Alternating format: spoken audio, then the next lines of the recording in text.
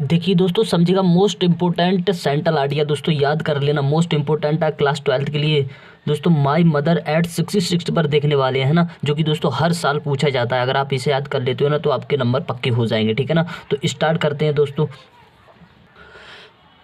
देखिए दोस्तों, क्वेश्चन कैसे आएगा, देखिए क्वेश्चन देखते हैं। पहले आपसे पूछेगा क्या पूछेगा, right the central idea of the poem, है ना।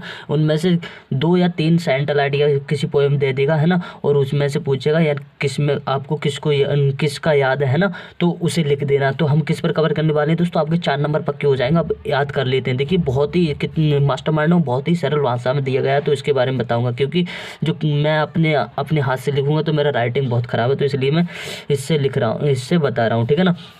देखिए दोस्तों, क्या लिखोगे पहले, है ना। पहले हमें क्या करना होगा दोस्तों, आप इसकी एक बार आप इसकी हिंदी पढ़ लो, आपको पूरा याद हो जाएगा। देखिए हिंदी पढ़ लेना दोस्तों जरूर, अपने मास्टरमाइंड में जाना, है ना। और हिंदी जरूर पढ़ लेना या इसी से देख लेना। देखिए माई मदर एट 66 जो कविता है दोस्तों, वो कवित्री कमला दास द्वारा रचित है, ठीक है ना। आप क्या है, हिंदी पढ़ लोगे ना तो आपको पूरा फुल याद हो जाएगा, और आप ट्रांसलेट कर देना, ठीक है ना।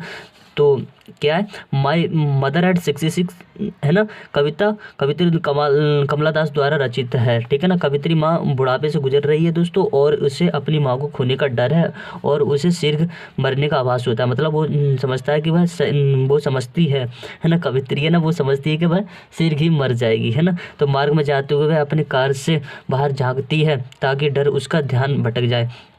होता क्या है दोस्तों, जब वो जाती हैं, है ना, मार्ग में जाती, रास्ते में जाती हैं, तो अपना ध्यान होती है उन्हें भटकाने का प्रयास करती हैं, कि ताकि उनका डर उसका ध्यान या भटक जाए, ठीक है ना। वह देखती है कि वह जीवन गतिविधियों से भरपूर है, और नए पेड़ क्या दोस्तों, नए पेड़ पीछे भागते हुए नजर आ रहे थे, है ना। और बच्चे प्रसन्न थे, है ना। हवाई अड्डे पर सुरक्षा कर्मियों द्वारा की गई जांच के बाद कवित्री अपनी माँ की ओर देखा, जो कमज़ोर और बीमार थी, ठीक है ना। कवित्री को उनसे पुनः मिलने की आशा नहीं के बराबर थी, ठीक है ना। अपने आंसुओं को छिपाते हुए उसने कहा, मैं जल्द ही आपसे मिलूंगी। दूसरी ओर कवित्री के विदा करते हुए माँ को सुकून मिला, ठीक है ना।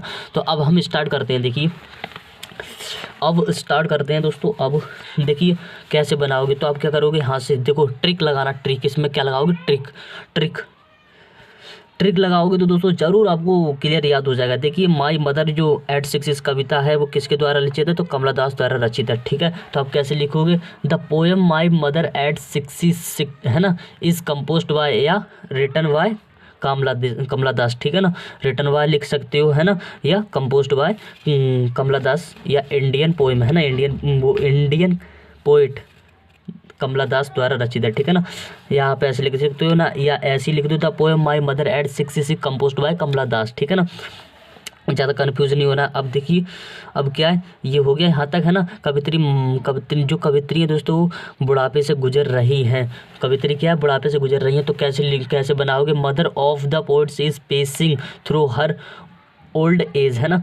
मतलब क्या है, पोटेस मानी कवित्री इसमें है, और पेसिंग मानी गुजर रही है, थ्रू हर ओल्ड एज, मतलब कि किससे गुजर रही हैं, तो अपनी आयु से गुजर रही हैं, है ना। कवित्री क्या है दोस्तों, कवित्री क्या है, वह अपने किससे गुजर रही है, कवित्री अपनी माँ और अपनी जो कवित्री की माँ है वो बुढ़ापे से गुजर रही हैं, ठीक है ना। अब आगे आता है, आगे क्या आता है, आगे देखने वाले हम। यहाँ तक हो गया ना, है ना। गुजर रही हैं, किससे गुजर रही हैं, तो अपने जो बुढ़ापे से गुजर रही हैं। उसे अपनी माँ को खोने का डर है ना। उसे क्या, अपनी माँ को खोने का डर है, और उसे सिर के मरने का आवाज़ होता है। तो उसे डर है, तो कैसे बनाओगे दोस्तों, जब लड़की होती है तो लड़की के लिए क्या लगाते हैं, सी। तो क्या लगाएंगे, यहाँ से बनाएंगे, है ना, सी फियर्स, उसे डर है, फियर्स मानी डर, ऑफ लॉसिंग मानी दोस्तों खोने का, हर, एंड फील्स यानी महसूस करती हैं। यहाँ तक हो गया, सी फियर्स ऑफ लॉसिंग हर, है ना, उन्हें खोने का डर है, एंड और फील्स मान महसूस करती है, डैट की हर मदर विल डाई वेरी, वह महसूस करती है कि वह जल्द मर जाएंगी, ठीक है ना। तो यहाँ तक हो गया। आप ट्रांसलेट कर देना यार, आपको ये पूरा रट लेते हो ना तो आपको पूरी याद हो जाएगी, ठीक है ना।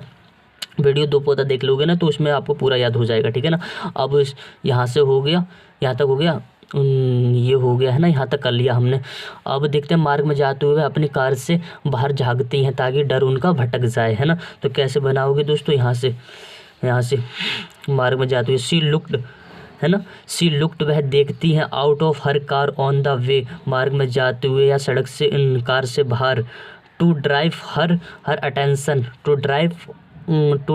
अटेंशन फ्रॉम हर फेयर्स, है ना। तो मार्ग में जाते हुए वह देखती हैं कि उनका जो ध्यान है वह भटक जाए, ठीक है ना। तो ये हो गया है।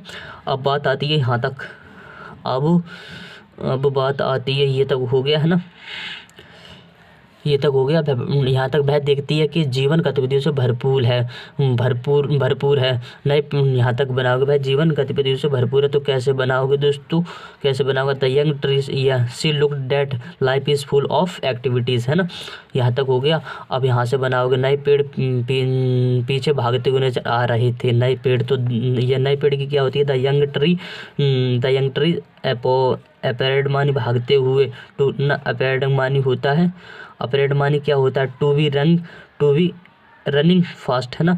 जो नए पेड़ थे दोस्तों, है ना, जवान पेड़ एक शब्द कह सकते हो, यंग ट्री, है ना। तो वो क्या कर रहे थे, वो तेज़ी से भाग रहे थे, है ना। कार से जब वो देखती हैं तो बच्चे क्या थे, बच्चे प्रसन्न थे। तो चिल्ड्रन वर वेरी हैप्पी, है ना। अब यहाँ से बनाएंगे दोस्तों, हवाई अड्डे पर सुरक्षाकर्मियों द्वारा जांच के बाद कवित्री अपनी माँ की ओर देखा जो कमज़ोर और बीमार थी।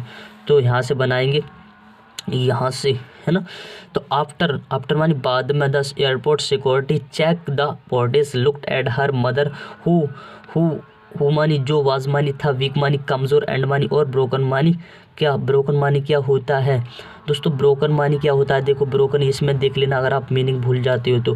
ब्रोकन मानी क्या होता है दोस्तों, बीमार कह सकते हो, है ना, एक तरफ से, या इल कह सकते हो, ठीक है ना। ब्रोकन मानी क्या होता है, बीमार या इल, है ना। तो ये हो जाएगा इन हेल्थ, है ना। तो यहाँ तक हो गया ये। अब बात आती है, ये हो गया हमारा, कवित्री उनसे पुनः मिलने की आशा नहीं के बराबर थी, मतलब कवित्री को आशा नहीं थी। तो the poet hardly expect see her again, है ना। यहाँ से होएगा आशा नहीं थी।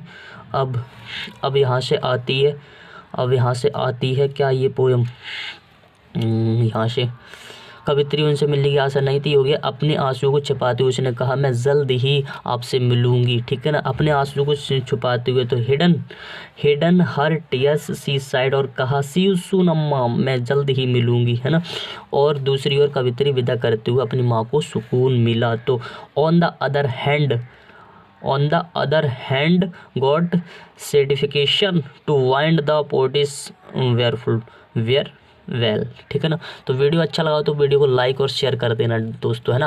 अगर आप क्या करते हो, इसे याद कर लेते हो तो आपके लिए ये 4 नंबर पक्के हो जाएंगे, ठीक है ना।